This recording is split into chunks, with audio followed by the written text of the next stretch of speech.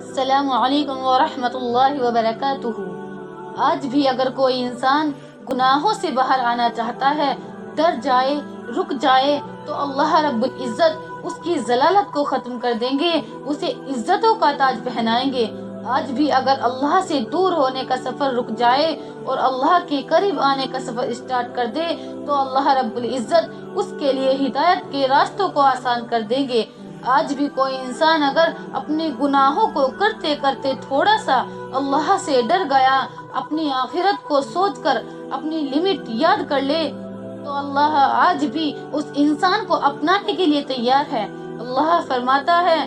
انما المؤمنون الذين اذا ذكر الله وجلت قلوبهم واذا تليت عليهم آياته زادتهم ایمانا۔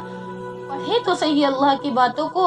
پتا چلے گا کہ اللہ آپ کا رب آپ کو کیا کہہ رہا ہے کہ مومن تو وہ لوگ ہوتے ہیں کہ جب ان کے سامنے اللہ کی بات کی جائے ان کے دل ڈر جاتے ہیں، لرز جاتے ہیں۔